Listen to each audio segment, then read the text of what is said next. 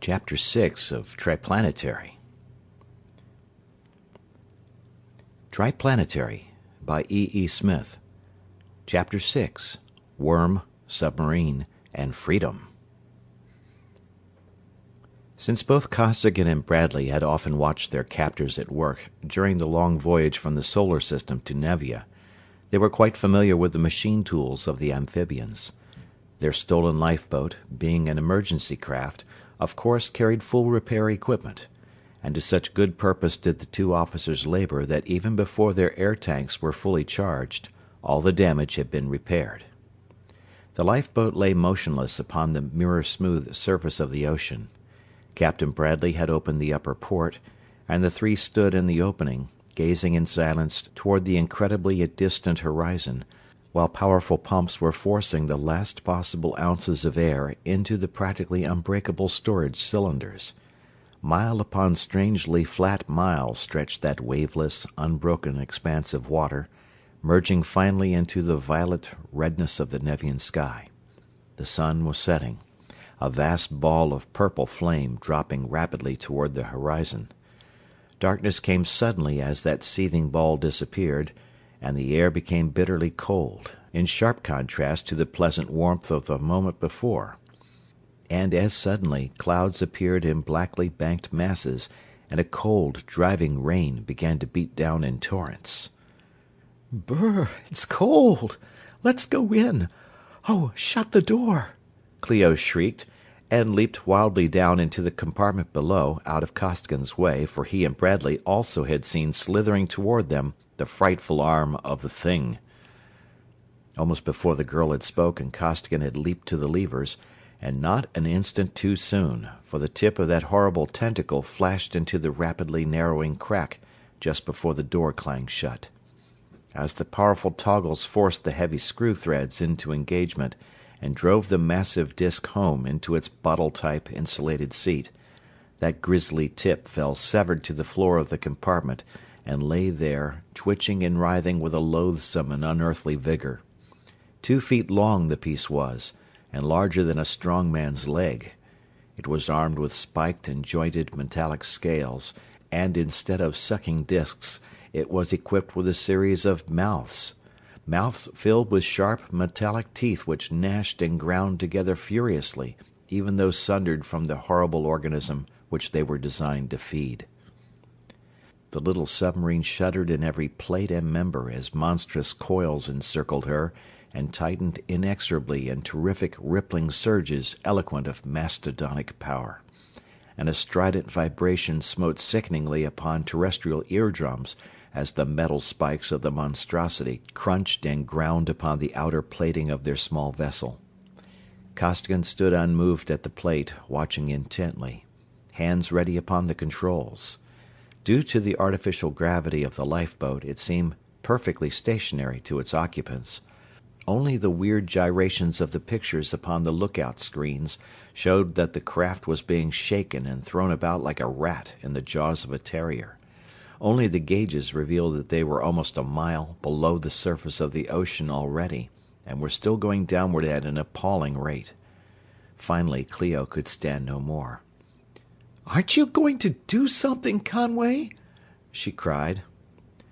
"Not unless I have to," he replied composedly. "I don't believe that he can really hurt us, and if I use a ray of any kind, I'm afraid that it will kick up enough disturbance to bring Nerado down on us like a hawk after a chicken. However, if he takes us much deeper, I'll have to go to work on him. We're getting down pretty close to our limit, and the bottom's a long way down yet." Deeper and deeper the lifeboat was dragged by its dreadful opponent, whose spiked teeth still tore savagely at the tough outer plating of the craft, until Costigan reluctantly threw in his power switches. Against the full propellant thrust, the monster could draw them no lower, but neither could the lifeboat make any headway toward the surface. The terrestrial then turned on his rays, but found that they were ineffective.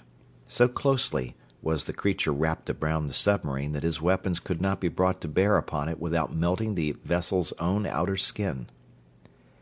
"What can it possibly be, anyway? And what can we do about it?" Clio asked. I thought at first it was something like a devilfish, or possibly an overgrown starfish, but it's too flat and has no body that I can see," Costigan made answer. "It must be a kind of flatworm. That doesn't sound reasonable. The thing must be all of 100 meters long, but there it is. The only thing left to do now, as I see it, is to try to boil him alive."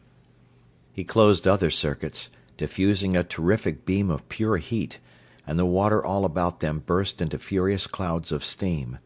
The boat leaped upward as the metallic fins of the gigantic worm fanned vapor instead of water, but the creature neither released its hold nor ceased its relentlessly grinding attack. Minute after minute went by, but finally the worm dropped limply away, cooked through and through, vanquished only by death. "Now we've put our foot in it, clear to the knee!" Costigan exclaimed as he shot the lifeboat upward at its maximum power. "Look at that! I knew that Nerado could trace us, but I didn't have any idea that they could. It's a good thing these ultravision plates don't need light to see by, or we'd be spurlos versenkt in a hurry." Staring with Costigan into the plate, Bradley and the girls saw, not the Nevian sky rover they had expected, but a fast submarine cruiser manned by the frightful fishes of the greater deeps. It was coming directly toward the lifeboat, and even as Costigan hurled the little vessel off at an angle and then upward into the air, one of the deadly offensive rods, tipped with its glowing ball of pure destruction, flashed through the spot where they would have been had they held their former course. But powerful as were the propellant forces, and fiercely though Costigan applied them, the denizens of the deep clamped a tractor ray upon the flying vessel before it had gained a mile of altitude. Costigan aligned his every driving projector as his vessel came to an abrupt halt in the invisible grip of the beam, then experimented with various dials. "There ought to be some way of cutting that beam," he pondered audibly.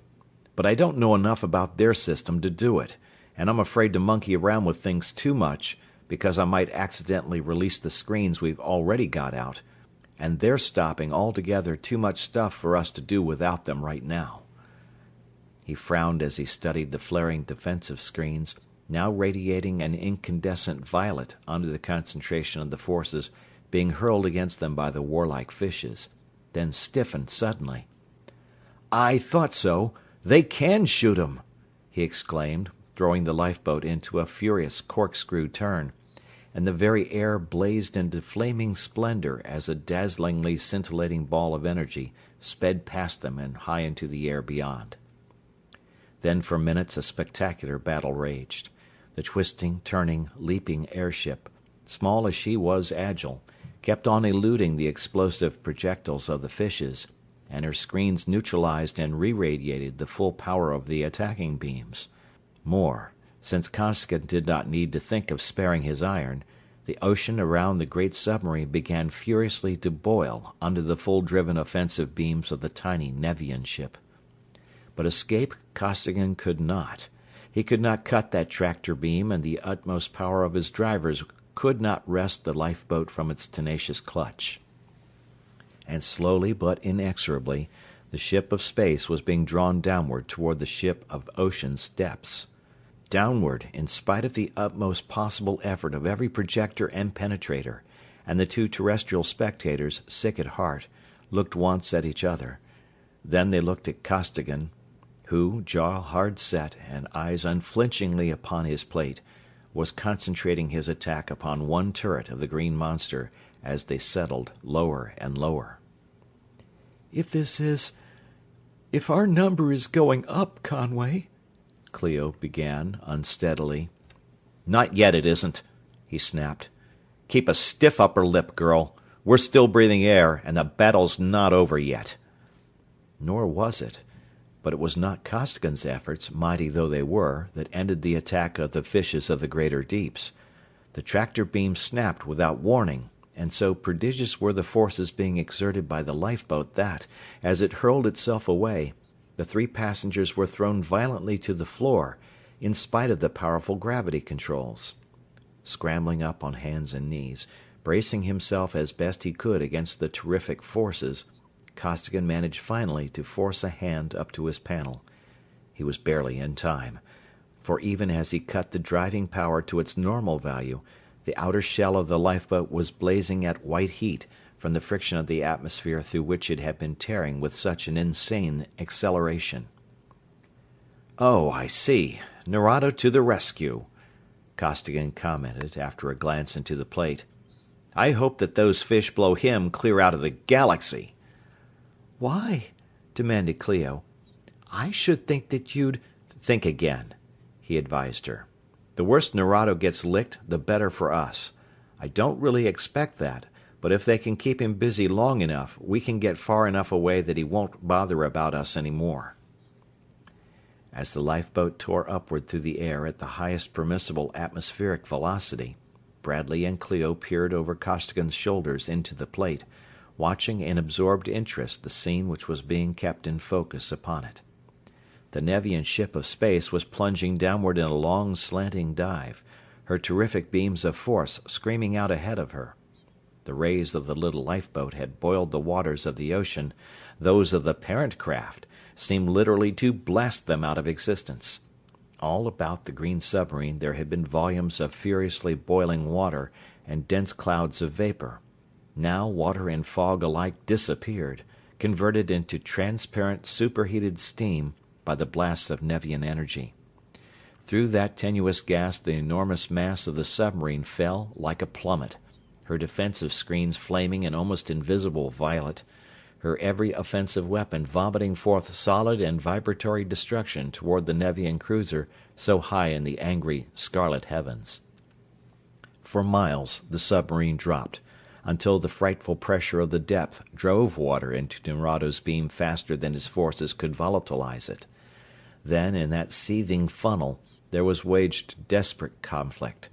At that funnel's wildly turbulent bottom lay the submarine, now apparently trying to escape, but held fast by the tractor rays of the spaceship.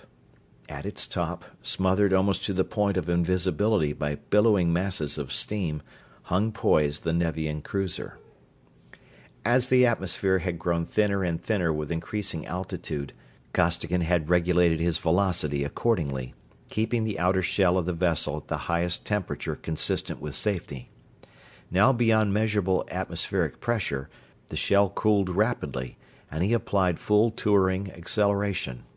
At an appalling and constantly increasing speed, the miniature spaceship shot away from the strange red planet, and smaller upon the plate became its picture. Long since the great vessel of the void had plunged beneath the surface of the sea, more closely to come to grips with the vessel of the fishes. For a long time nothing of the battle had been visible, save immense clouds of steam, blanketing hundreds of square miles of the ocean's surface. But just before the picture became too small to reveal details, a few tiny dark spots appeared above the banks of cloud, now brilliantly illuminated by the rays of the rising sun, dots which might have been fragments of either vessel, blown bodily from the depths of the ocean and, riven asunder, hurled high into the air by the incredible forces at the command of the other. Nevia, a tiny moon, and the fierce blue sun, rapidly growing smaller in the distance, Costigan swung his Visiray beam into the line of travel and turned to his companions. "Well, we're off," he said, scowling. "I hope it was Nerado that got blown up back there, but I'm afraid it wasn't.